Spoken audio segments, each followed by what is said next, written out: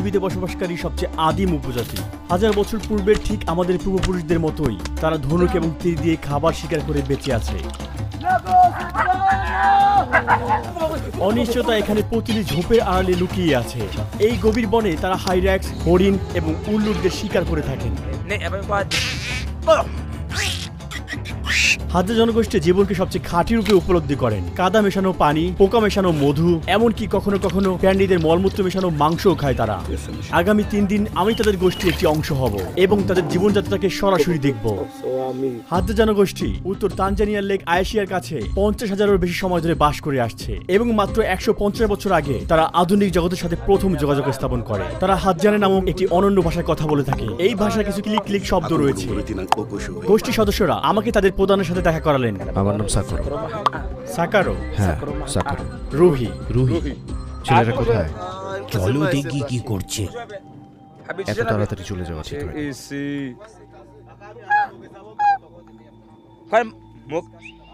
ওই মুগেসা, আমরা হজ্জাবে ভূমিতে আপনাকে স্বাগতম জানাই। সবাই এখানে জমা হও। শিকারের দক্ষতা তাদের পরনে থাকা চামড়া এবং লোমে স্পষ্ট। এই জিনিসটা কি? হ্যাঁ, তোমার মাথায়। বাবুনের তৈরি। বাবুন? ওটা বাবুনের চামড়া। যখন আমি ছোট ছিলাম তখন আমি সারাক্ষণ খাতাম, কিন্তু আমার মা এগুলো পছন্দ করতো না, তাই আমার মুখে এগুলো দাগ বানিয়ে দিয়েছে। অশ্রুতে লবণ দিলে এভাবে ক্ষত হয়ে যায় এবং শিশুরা শিখে ব্যথায় যেন না কাটতে হয়। এখন আমি বড় হয়েছি আর বাচ্চা নেই। এখানে কিছু যুবক পরের শিকারের জন্য তাদের সরঞ্জাম তৈরি করছে এবং মেরামত করছে। এটি প্রজন্মের পর প্রজন্ম ধরে চলে আসা একটি দক্ষতা। আমার তীরগুলো সবচেয়ে ভালো এবং আমি নিজেই তৈরি করি। যখন আমরা শিকারে থাকি এবং কোনো প্রাণী সামনে আসে, তখন আমরা প্রাণীর প্রজাতির উপর নির্ভর করে আলাদা উপায়ে এগিয়ে যাই। কিছু প্রাণীর গন্ধ এবং দৃষ্টিশক্তি ভালো থাকে। আমাদের চুপ থাকতে হবে এবং লুকিয়ে থাকতে হবে। যথেষ্ট কাছাকাছি না হওয়া পর্যন্ত ধীরে ধীরে এগিয়ে যাই, তারপর আমরা শিকার করি। বন্ধু, এখানে কি হয়েছে? চিতা। আমাকে অনেক আগে একটা চিতা আক্রমণ করেছিল। তারা তীরগুলোকে বিশেষ নকশা দিয়ে সাজায়। যদি কোনো কারণে কারো তীর হারিয়ে যায়, তারা এভাবেই নিজেদের তীরটি খুঁজে পায়। এছাড়াও এটা নির্ধারণ করে কে শিকারকে তখন আঘাত করেছিল। ধনুকে শিকার করা প্রাণীদের কিছু অংশ থেকে নকশা করা থাকে, আর এটি দিয়ে বোঝায় ওই শিকারী তখন কতটা দক্ষ এবং অভিজ্ঞ ছিল। এছাড়াও বাতাসে তীরকে স্থির রাখার জন্য তারা পাখির পালক ব্যবহার করে। তীর তৈরি করতে প্রথমে তারা একটি কাঠের টুকরো নেয় এবং সাবধানে এটির বাকল ছাড়ায়। এটি যতটা সম্ভব হালকা এবং সোজা হতে হবে। তারা সবসময় সম্মুখ ভাগ নিয়ন্ত্রণ করে এবং দাঁত ব্যবহার করে লাঠি সোজা করে থাকে। সবচেয়ে কোন প্রাণীটি তুমি ভয় পাও? হাতি, সিংহ এবং চিতা। হাতির একটি বিশাল ঠোঁট আছে। তারা প্রায় যে কোনো কিছু ধরে খেতে পারে। তারা ধীরে ধীরে খায়। তাদের কাছে কখনো যাবেন না। আপনাকে তাদের থেকে দূরে থাকতে হবে। তারা আপনাকে আক্রমণ করতে পারে এবং আপনাকে 2 টুকরা করতে পারে।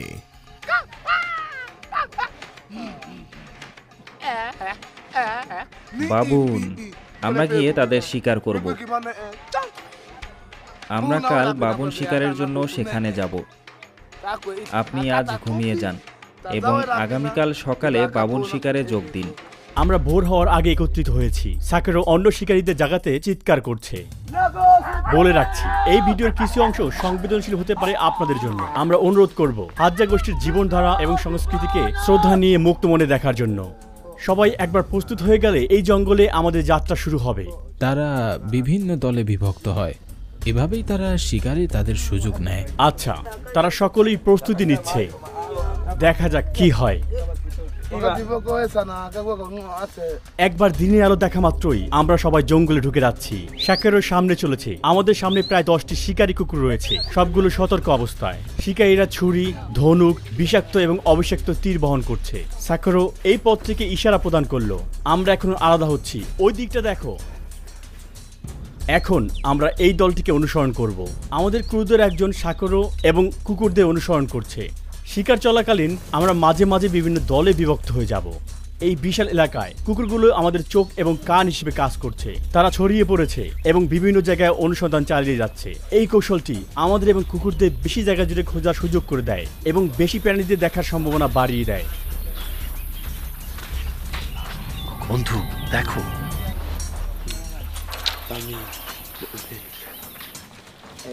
আজকের আবহাওয়া ভালো, গরম নেই। আমি আশা করি প্রতিদিন এমন।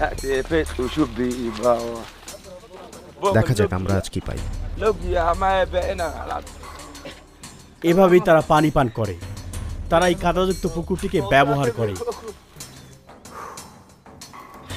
প্রথমে তারা ফু দেয়, এরপর এটি পান করে। তাদের রোগ প্রতিরোধ ক্ষমতা ব্যাকটেরিয়া এবং পরজীবীদের মোকাবেলা করার জন্য যথেষ্ট শক্তিশালী। পানি ঠান্ডা। এটা পরিষ্কার কিনা এ নিয়ে তারা মাথা ঘামায় না। কুকুরগুলো দৌড় দিয়েছে, সেখানে কিছু একটা হয়েছে, চলো দৌড় দেই, আসো। এই লম্বা লাঠিটি এই গর্তের ভিতর ঢুকানো হবে। সে প্রাণীটিকে গর্ত থেকে বের করার জন্য চেষ্টা করছে। আগের লাঠি যথেষ্ট লম্বা ছিল না, তাই সে আরো একটি লম্বা লাঠি বানাচ্ছে। এই কুকুরটি ভিতর প্রাণীটাকে খুব সহজে ধরতে ক্রমান্বয়ে একটি বড় গর্ত খনন করার চেষ্টা করছে। বেজি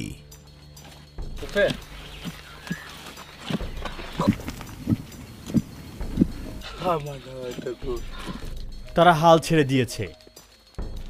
সময় খুবই গুরুত্বপূর্ণ। এখন সামনে এগিয়ে যাওয়ার সময়। হাজ্জা গোষ্ঠী যাযাবর জীবনযাপন করে। তারা খাবার মজুদ কিংবা চাষাবাদে লিপ্ত নয়। তারা সম্পূর্ণভাবে শিকার এবং সংগ্রহের উপর নির্ভর করে।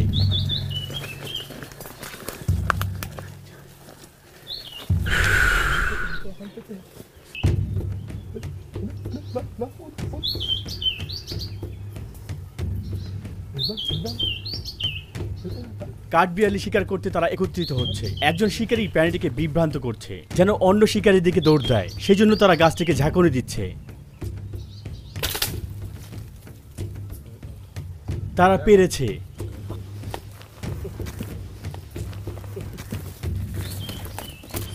এটা তাদের দিনের প্রথম শিকার। কাঠবিড়ালি ধরা সহজ না। আমরা এটি ধাওয়া করার সময় ঝোপের মধ্যে দিয়ে গিয়েছি। এটা তার বেল্টের ভিতরেই গুজে নিল। সে এখন তার তীরটি খুঁজে নিচ্ছে।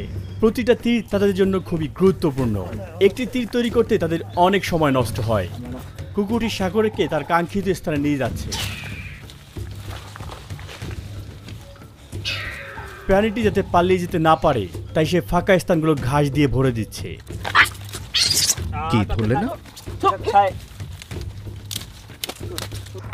বেজি ধরার সময় অনেক চিৎকার করে।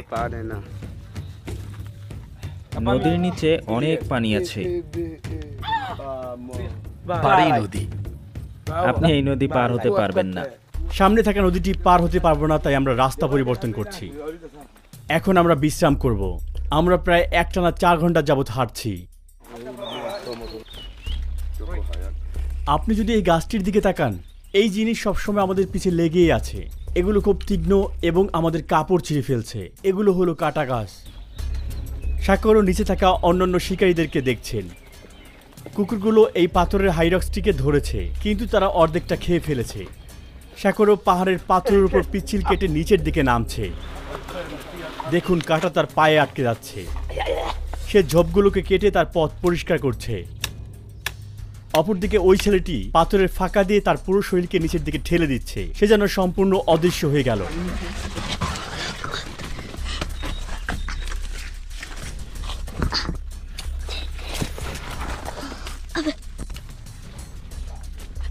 পাথরের ভিতরে প্রবেশ করা ছেলেটি পুরো এলাকার এক প্রান্ত থেকে অন্য প্রান্তে ঘুরে বেড়াচ্ছে।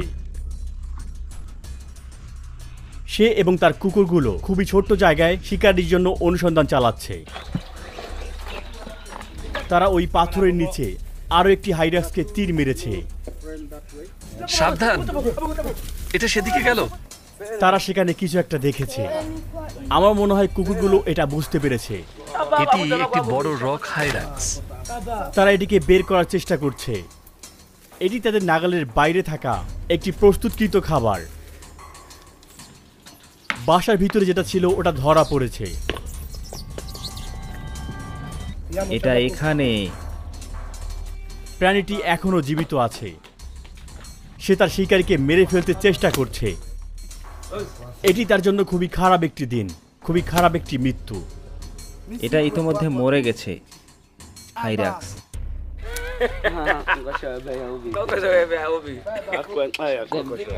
ওইখানে। আমি এটা ইতিমধ্যে গুলি করেছি। আমাদের এটা বের করতে হবে। চোখগুলো দেখেছো?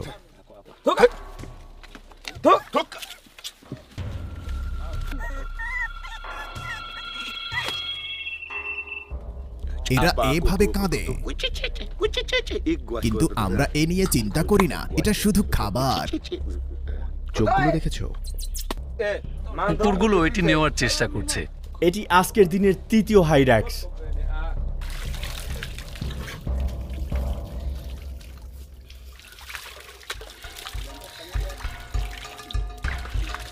মাত্র 50 বছরে হাজ্জা গোষ্ঠী তাদের প্রতিবেশীদের কাছে তাদের 90% জমি হারিয়েছে। তারা ফসল এবং গবাদি পশুর জন্য গাছ কাটছে এবং বন্য প্রাণীদেরকে তাড়িয়ে দিচ্ছে। তারা পুরো এলাকা জুড়ে থাকতো, মানে এই পুরো এলাকা। প্রাণীদের সংখ্যা হ্রাস পাওয়ার ফলে শিকার এবং টিকে থাকা তাদের জন্য কষ্টকর হয়ে দাঁড়িয়েছে। তাদের জীবনধারা এখন বিপদের সম্মুখীন। দেখুন, হাতের তালুর মাধ্যমেই তীরটি ঘুরিয়ে সে 1 মিনিটেরও কম সময়ে আগুন জ্বালিয়ে নিল। এখন তারা বিশ্রাম নিবে এবং কিছু গাছের অংশ পান করবে। তারা বিশ্বাস করে এটি তাদের দৃষ্টিশক্তি বাড়ায় তথা শিকারের ক্ষমতা বাড়ায়। এই পাহাড়ে এক সময় আমরা অনেক বাবুন শিকার করতাম। আমরা তাদের পাহাড়ের নিচে পর্যন্ত তাড়া করেছিলাম। কুকুরগুলো পাগলের মতো ওদের তাড়া করছে। আমরা তাদের দুটিকে ধরেছি, বাকিরা অন্যদিকে চলে গেল। বাবুনের দলটি খুব আক্রমণাত্মক ছিল। এই এলাকায় হাঁটাও একটি চ্যালেঞ্জ বলা যায়। আমি আবারও আটকে গিয়েছি। ঘড়ির কাঁটার মতো ডান দিকে ঘোরান, এটিকে অন্যদিকে রাখুন। এভাবে এভাবে। এদিকে নাকি ওই দিকে? হ্যাঁ। ওপস, ছেলেটি বেজি খুঁজছে। সে প্রতিটি ফাঁকেই অনুসন্ধান করছে।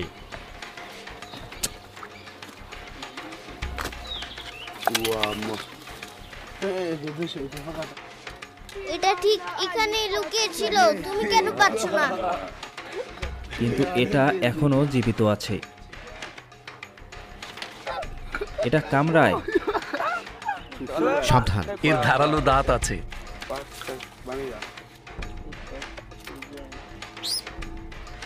এটা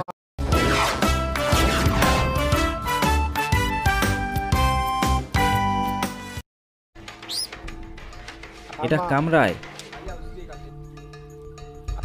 আমি তোমাকে ধরতে পারবো না মনে করেছিলে। এখন কি হয়েছে? পাথরটা ব্যবহার করো। তুমি যেভাবে আঘাত করছো এটা হাস্যকর। দয়া করে তাদের জীবনধারা নিয়ে বিচার করবেন না। তারা ঠিক সেভাবেই বেঁচে আছে যেভাবে আমাদের পূর্বপুরুষেরা ছিল। মৌমাছিগুলো কোথায়? সেগুলো গাছে আছে। আমরা কামড় খেয়েছি। এখান দিয়ে যাবে না। আমি তোমাকে এই পথ নেওয়ার জন্য বলেছিলাম। এই মৌমাছিগুলো পাগল, তাদের কিছু করা যাবে না। আমি যখন কামড় খাই আমার ফুলে যায় না। আপনি যদি এটার কামড় খান তাহলে আপনার ত্বক ফুলে যাবে।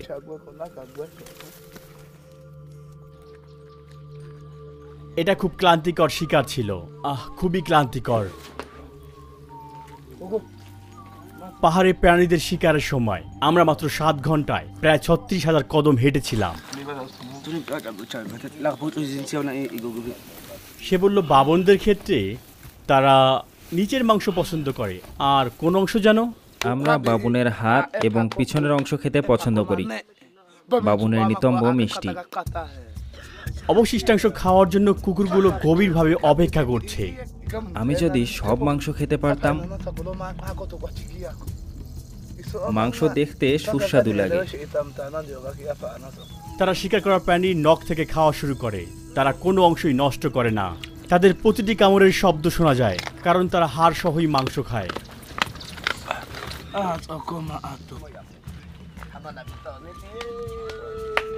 আচ্ছা, এই অংশটি আমি খাচ্ছি। আমি সম্মানিত, কারণ হাজ্জারা তাদের শিকার আমার সাথে ভাগ করেছে, যেটা সে অনেক কষ্টে পেয়েছে। যারা জানতে চান পাহাড়ের পাথরের এই হাইরাক্সের মাংস খেতে কেমন, তাদের বলছি এটা খেতে অনেকটা রাবারের মতো।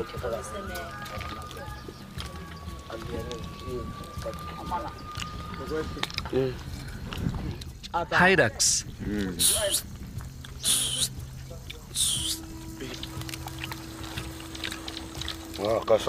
তারা অবসর সময়ে শিকারে হারিয়ে যাওয়া তীরের পরিবর্তে তারা নতুন তীর বানায় তখন।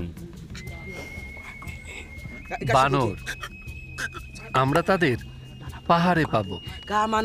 প্রতিটি হাজ্জা গোষ্ঠীতে প্রায় 30 জন লোক থাকে। তাদের গড় আয়ু মাত্র 32 বছর। এটি হওয়ার প্রধান কারণ এখানে শিশু মৃত্যুর হার অনেক বেশি। সাধারণত একজন হাজ্জা মহিলা 4 সন্তানের জন্ম দেয়, কিন্তু বেঁচে থাকে মাত্র 2-1 জন। মধু তাদের কাছে তরল সোনার মতন। এই বনে শক্তিশালী থাকার জন্য এটি তাদের শক্তি যোগায় এবং এটি এই গোষ্ঠীর সবচেয়ে বেশি খাওয়া খাবার। আমাদের সামনেই একটি বড় গাছ। আপনি দেখতে পাচ্ছেন গাছের ভিতরে একটি বড় গর্ত, আর ঠিক ওখানেই রয়েছে মধু। তারা গাছের সাথে লাগানোর জন্য এক টুকরা কাঠ কাটতে যাচ্ছে। তারা এটিকে সিঁড়ি হিসাবে ব্যবহার করে উপরে ওঠে। এই গাছটির ভিতরে হাজার হাজার মৌমাছি বাস করছে। এইদিকে আরেকজন শিকারী ধোঁয়া বানানোর জন্য আগুন প্রস্তুত করছে। সে এখন পরীক্ষা করছে এই লাঠিগুলো মানুষের শরীরের ভার বহন করার জন্য যথেষ্ট শক্তিশালী কিনা।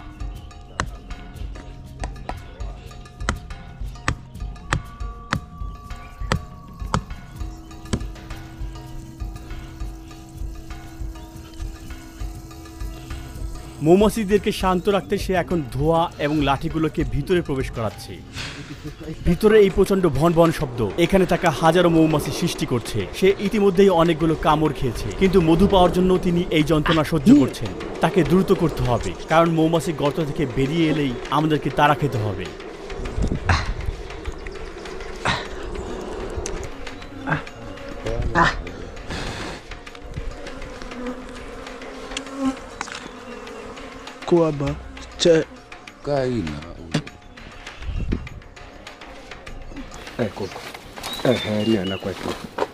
এখনো মধু খুব বেশি নেই।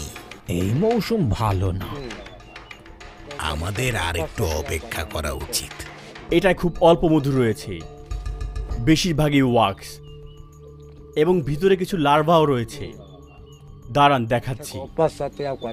হাজ্জা গোষ্ঠীর কাছে এটা শুধু খাবারই নয়, এটা তাদের মুদ্রাও। তারা এই মধুর বিনিময়ে ধাতব সরঞ্জাম, কাচের মণি, টায়ারের জুতা এবং ভুট্টোর গুঁড়ো পেয়ে থাকে। তারা টাকা ব্যবহার করে না, এমনকি গণনা করার সংখ্যাসূচক পদ্ধতিও ব্যবহার করে না। 1 এবং 2 হলো এখানের একমাত্র সংখ্যা। সময় গণনা করার ঘড়ি বা ক্যালেন্ডারের এখানে কোনো জায়গা নেই। তাদের কাছে জন্মদিন বা ধর্মীয় ছুটির জন্য কোনো সময় ভিত্তিক ইভেন্ট নেই। সে জানে তার বয়স কত? আমি জানি না, এটা কোনো ব্যাপার না। বর্তমানে তাদের মধ্যে মাত্র কয়েকজন তানজানিয়ার সরকারি ভাষা জানে। তারা গণনা শিখছে, কিন্তু বেশিরভাগ 10 পর্যন্ত গুনতে জানে না। 5-এর অধিক সংখ্যা গুনতে, যেমন 8, তাকে সবকিছু একত্রিত করতে হয়। কত? এখানে 5 আর সেখানে 3। তাকে যদি 70 জিজ্ঞেস করা হয়, তাহলে কি সে বলতে পারবে? এটা অত্যাধিক। বৃহত্তর সংখ্যা প্রকাশ করতে তারা সাধারণ শব্দ ব্যবহার করে, কারণ এগুলো তাদের জন্য অস্বাভাবিক। তাদের মাথায় কি সবসময় বাবুন শিকার করা ঘুরতেই থাকে? এটি সবচেয়ে সুস্বাদু মাংস। আমি যখনই ঘুমাই আমি বাবুনদের স্বপ্ন দেখি। সকালে ঘুম থেকে উঠে আমি শিকারে বের হই এবং বাবুনদের খুঁজে বের করি। আমি পাহাড়ে উঠি, যদি আমি সেখানে না দেখি তাহলে অন্য কোথাও চলে যাই।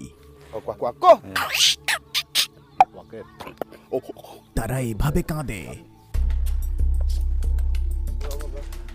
দ্বিতীয় দিনে কয়েক ঘন্টা ঘুমানোর পর ভোর 4টায় আরও একটি বড় শিকারের জন্য আমরা প্রস্তুত হচ্ছি। ক্যাম্পে এটা আমাদের দ্বিতীয় দিন। আজ আমরা হরিণ এবং বাবুন শিকারে যাব। আমরা যখন প্রাণী ট্র্যাকে যাব, তখন দলের একজন সদস্য এখানে থাকবে এবং তাদের জীবনধারা রেকর্ড করবে। যে শিকারে যাচ্ছে না, সে আজ সরঞ্জাম মেরামত করছে। এগুলোর বিশেষ, তাই প্রথমেই একজন যুবক এবং বৃদ্ধ লোক 1 বালতি পানি নেওয়ার জন্য দীর্ঘ রাস্তা হাঁটছে।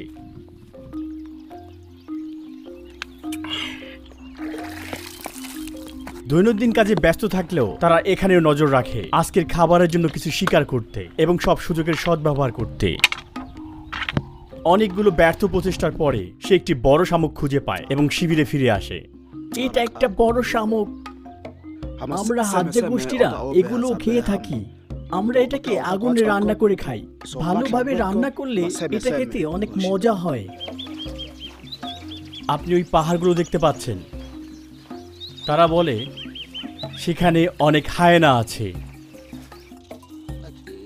কম বয়স্করা খুব একটা শামুক পছন্দ করে না, তাই তারা এগুলো বড়দেরকে দিয়ে দেয়। অতীতে যখন গোত্রের কোনো সদস্য বৃদ্ধ হয়ে যেত তখন তরুণরা তাদের জন্য একটি বড় প্রাণী শিকার করত এবং তাকে ফেলে দেওয়ার আগে শেষ আয়োজন হিসেবে মাংস উপহার দিত। বর্তমানে তারা বয়স্ক সদস্যের যত্ন নেয় এবং তাদের সাথে শিকার ভাগ করে নেয়। এই ডাল হচ্ছে ডেজার্ট রোজ গাছের, যা হাজ্জা শিকারীদের বড় শিকারের সাথে লড়াই করার ক্ষেত্রে বিশেষ অবদান রাখে। বন্ধু, এটার ভিতরে বিষ। তারা প্রথমে ডালটিকে টুকরো টুকরো করে কাটে, সবগুলোকে একত্রে একটি পাত্রে রাখে। এরপরে ঠান্ডা পানি টুকরোগুলোর উপর ঢেলে দেওয়া হয় এবং মিশ্রণটি ফুটানো হয়। এরপরে সে পাতার মাধ্যমে ওখানের ফেনাগুলোকে সরিয়ে নেয়। টুকরোগুলোকে বের করার পর ঘন হয়ে যাওয়া পর্যন্ত ওই মিশ্রণকে সিদ্ধ করে।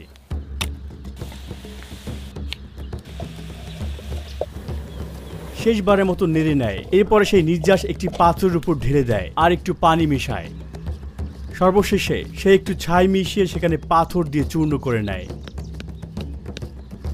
আর এটাই হলো একটি কালো আঠালো বিষাক্ত পেস্ট। সে সাবধানে এটার সাথে তীরের ডগা মিশিয়ে নেয়। এখন এই তীর শিকারের জন্য প্রস্তুত। সেই ঘাসের সাথে হাত ঘষে নেয়, হাত থেকে বিষ পরিষ্কার করতে। আমার হাতে দেখতে পাচ্ছ, এটা একটি বিশেষ তীর। এই তীর আমার এবং তোমার জন্য অনেক বিপজ্জনক। এটা যখন প্রাণীর গায়ে মারা হয়, এটা তার রক্তে মিশে যায়, এরপরে হৃৎপিণ্ডে গিয়ে আঘাত করে। আস্তে আস্তে তার নড়াচড়া বন্ধ হয়ে যায় আর হঠাৎ করে সে নিচে পড়ে যায়। এরপরেই সব শেষ। এটা ইম্পালা, মহিষ, জেব্রা, বড় বড় জিরাফ, এছাড়া আরো বড় বড় প্রাণী এটাই কাজ হয়। যখন পুরুষেরা মাংস এবং মধু খুঁজতে বের হয় তখন মহিলারা ফল এবং শাকসবজি খুঁজে বেড়ায়। এখন তারা শেকড় এবং কন্দ খুঁজছে। এগুলো প্রকৃতির পুষ্টির ভাণ্ডারের মতো। এখন সে একটি জংলি আলু খুঁজে পেল। আমার স্কার্টটি খুব ছোট, আমাকে এক টুকরো কাপড় দাও। এই একা বসবাস করা হাজ্জা মেয়েরা বাইরের লোকজনের ক্যামেরায় ধরা পড়তে খুব একটা স্বাচ্ছন্দ্য বোধ করে না। সে আমার দিকে তাকিয়ে আছে। ঝোপ শুকর এখানে এসেছে, এটা অনেক তাজা। শুকর কিছুক্ষণ আগে এখানে ছিল। ঝোপ শুকর। আমরা এটাকে ধাওয়া করার চেষ্টা করব। কুকুরগুলো আমাদের সাহায্য করবে।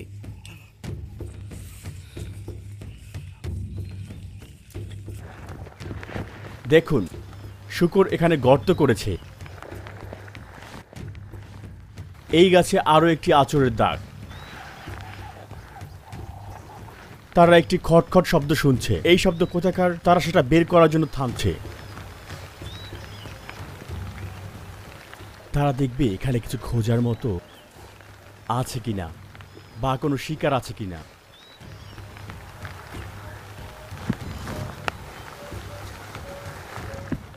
কিছুই নেই। বৃষ্টির কারণে প্রাণীরা বাইরে বের হয় না। তারা তখন তাদের গর্ত বা আশ্রয়ে লুকিয়ে থাকে। আপনি দেখতে পাচ্ছেন এখানে খুব ছোট্ট একটি প্রাণী যেটা বুশ বেবি নামে পরিচিত। এটি ভয় পাচ্ছে, তাই সে এখন ওই গাছের ফাঁকে লুকিয়ে আছে।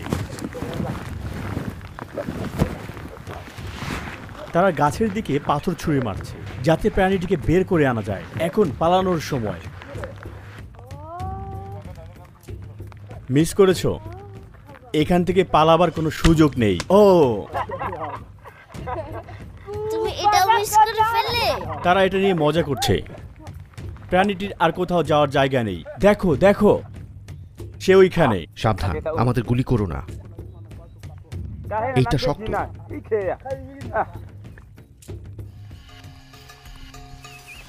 এখানে আরো একটি আছে। ছেলেটি আরেকটা বুশ বেবির বাসা দেখছে।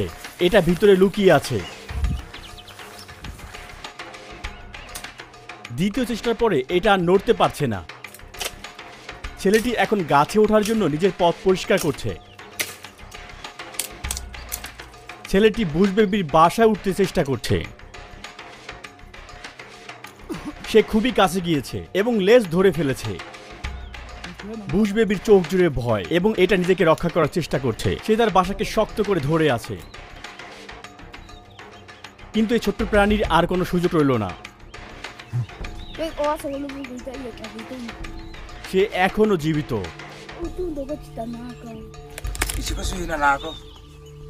তার জীবন এখানেই শেষ।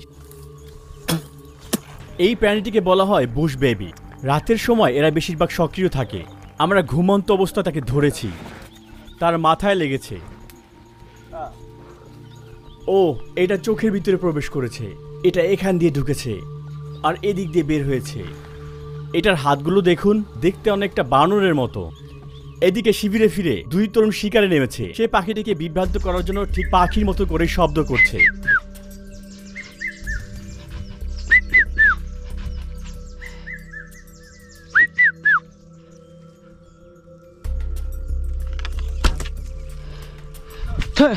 খুব কাছে ছিল, তারপরে সে মিস করেছে।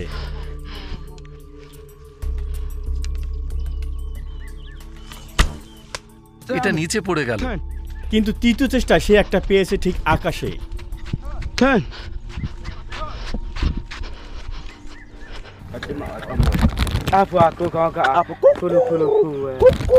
আমরা একটা ঘুঘু পেয়েছি। এই কুকুরটি কি হয়েছে?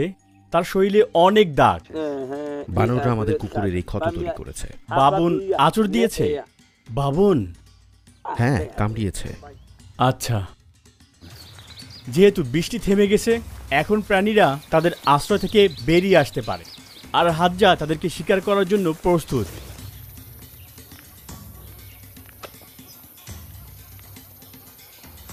পেয়েছে, সে সফল হয়েছে। এটা সুন্দর একটি পাখি। বন্ধু, এই গাছটা দেখেছো? এটা স্পর্শ করবে, কয়েকদিনের জন্য চুলকাবে। আমি একবার ভুল করে এটা স্পর্শ করেছিলাম, পাগলের মতো চুলকাচ্ছিল। কুকুরগুলো অনেকটাই নিশ্চিত মনে হচ্ছে, ওখানে নিশ্চিত কিছু আছে।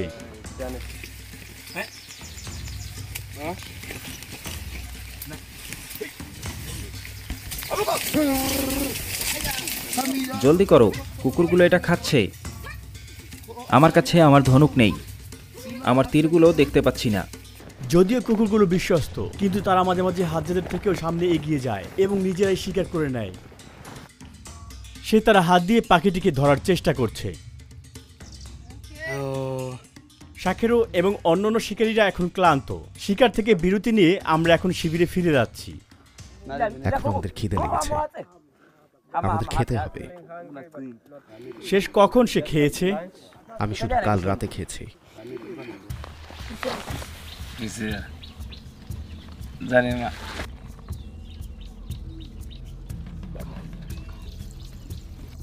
অতীতে প্রাণী অনেক থাকায় জীবন ভালো ছিল, কিন্তু এখন সব গায়েব হয়ে গেছে। বাবুন পাওয়া কঠিন, তারা এখন আরো চালাক। মৃত্যু সম্পর্কে সে কি ভাবে? মৃত্যু হলে সে কোথায় যাবে বলে মনে করে? আমি জানি না। বন্ধু শোনো, একবার মারা গেলে তোমাকে মাটিতে দাফন করা হয়, এটাই জীবনের শেষ। বাচ্চারা এখনো এখানে তীর চালানো শিখছে, আর এখন এটা তাদের ক্লাসের সময়।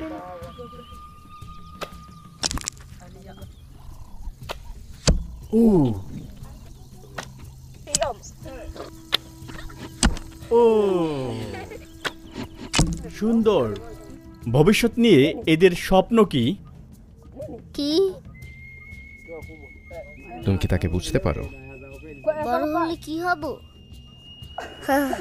এটা আমি জানি না। আমি কি উত্তর দিব বুঝতে পারছি না।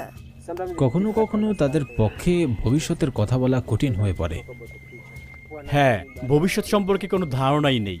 আমরা এই তীরের ফলকগুলো দাতুগা গোত্রের কাছ থেকে পাই।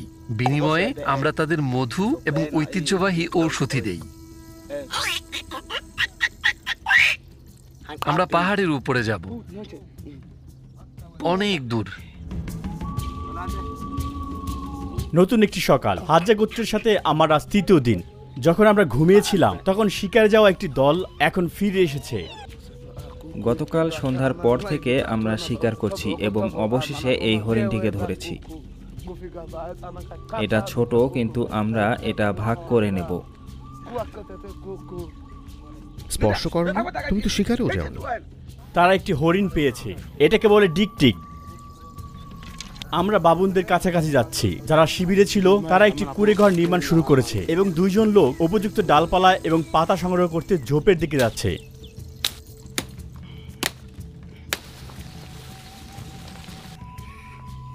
বাবুনরা খুবই চালাক প্রাণী, তারা কিছু টের পেলেই চলতে থাকে। তারা মানুষের সংস্পর্শে আসতে পছন্দ করে না। আমাদের তাড়াতাড়ি যেতে হবে, চলো।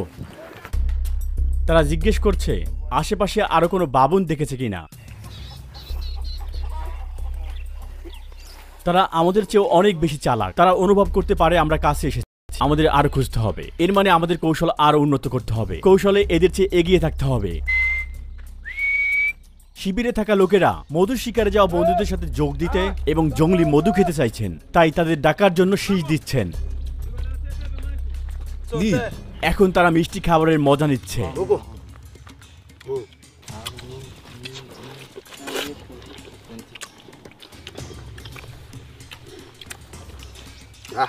মধু মিষ্টি, কিন্তু মৌমাছি পাগল। কখনো কখনো মৌমাছিদের ঘৃণা করি, কিন্তু তারা তোমাকে পেট ভরানোর জন্য মধু দেয়। ঘরের সব উপকরণই প্রস্তুত। এখন কুড়েঘরের ভিত্তি স্থাপনের সময়। কাঠামো তৈরি করতে তারা ডালগুলো বাঁকিয়ে এবং বুনে শুরু করে। এটিকে আরো শক্তিশালী করতে তারা চারপাশে আরো একাধিক ডাল মুড়িয়ে দেয়। এই খাঁচার মতো অংশটি হলো মূল কাঠামো। এরপরে তারা ভিত্তিটিকে জঙ্গলি অ্যালোভেরা গাছ দিয়ে ঘিরে দিল এবং উপরের অংশ পাতা এবং ঘাস দিয়ে ঢেকে দিল।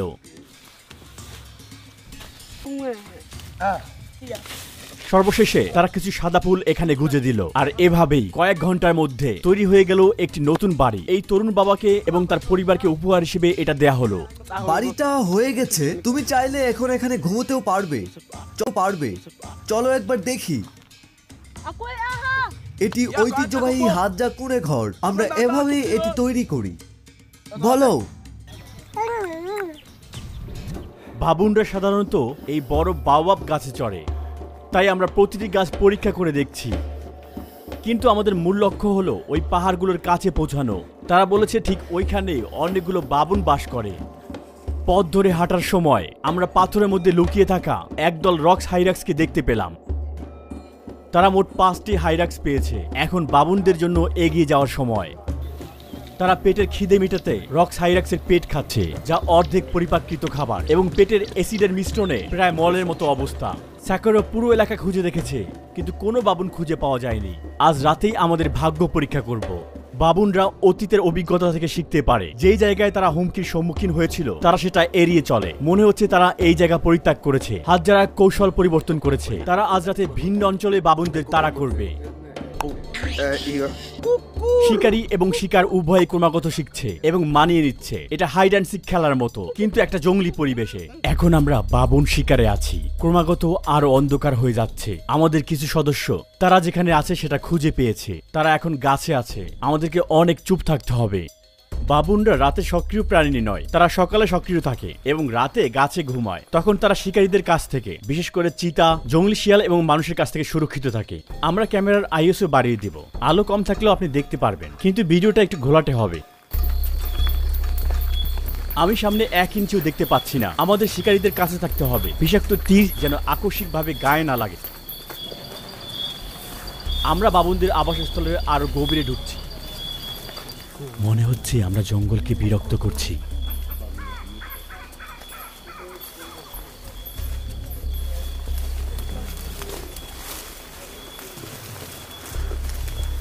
মুসা, এটা কিসের শব্দ?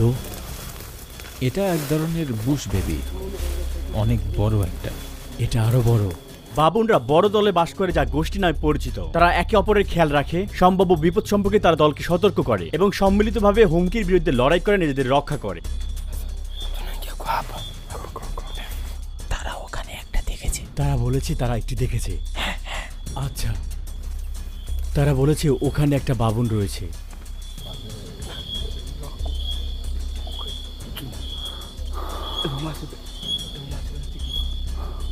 আমাদের সরে যেতে হবে। তারা এখানে নেই। বাবুনরা অত্যন্ত দক্ষ। মাটিতে এবং গাছে তারা খুব দ্রুত চলাচল করতে পারে। তারা কোন দিক দিয়ে যাবে সেটা সিদ্ধান্ত নিচ্ছে।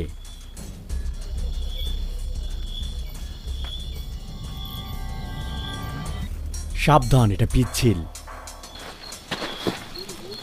আমরা স্রোতের ধার ধরে হাঁটছি। নিচে একটি খাড়া ঢাল রয়েছে। এটা এতটাই সরু যে এমনকি একজন ব্যক্তির পক্ষেও তা পার হওয়া কঠিন।